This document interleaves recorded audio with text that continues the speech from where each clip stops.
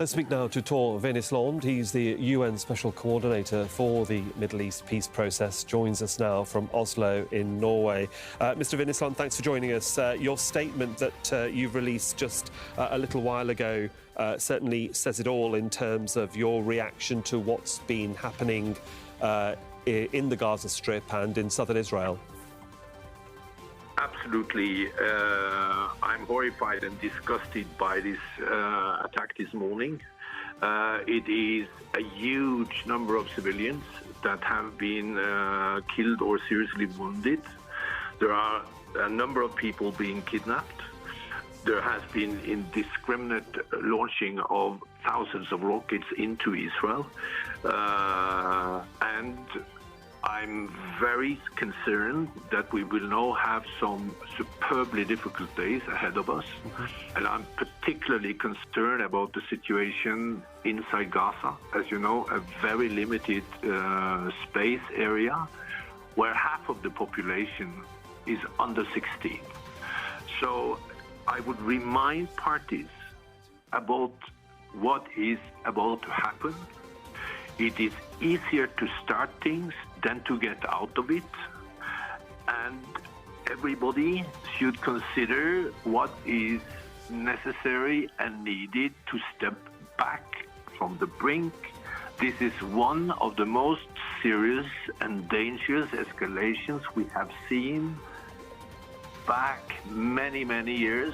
Mr. Wennesland, let me just come in here, and I understand your position as a diplomat to say what you have to say, yet we've had Palestinian contributors to Al Jazeera all morning since this attack began from the Gaza Strip into Israel, and they have said one after another that they have been continually provoked over the last 70 years, but certainly the last 12 months with a right-wing Israeli government, with right-wing cabinet ministers, with settler occupation in lands where they should not be, have been continuing to attack Palestinians. Over 250 Palestinians have been killed in 2023. A handful, regrettably, of Israelis and foreigners have been killed in Israel. Yet you make no mention of this in your statement.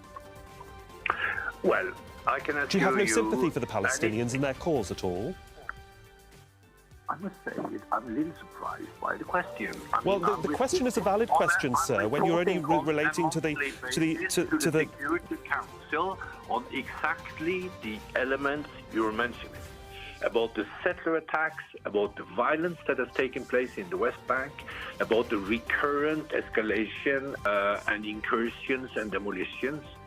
Is it anyone that is aware of this?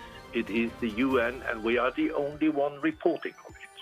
So that is actually, we know the background for this very, very well.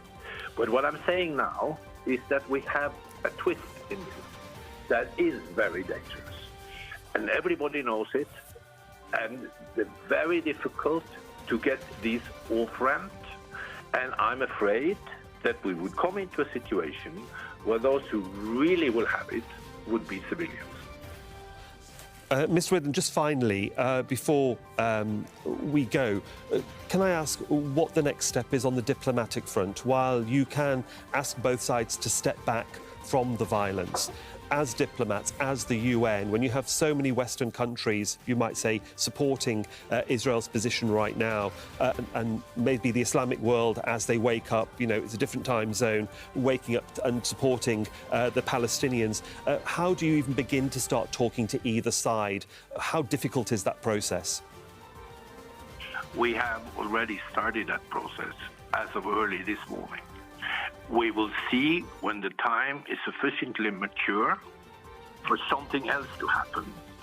But it is normal for UN and my own team to start this work immediately when a massive escalation is coming up. Exactly how we can get that done and when we can get into a serious dialogue on how to stop it, that remains to be seen. But I can assure you this one will be very difficult because of its scale and the consequences of what we have seen so far in the early morning hours of today. Make sure to subscribe to a channel to the latest news from RDZ World News.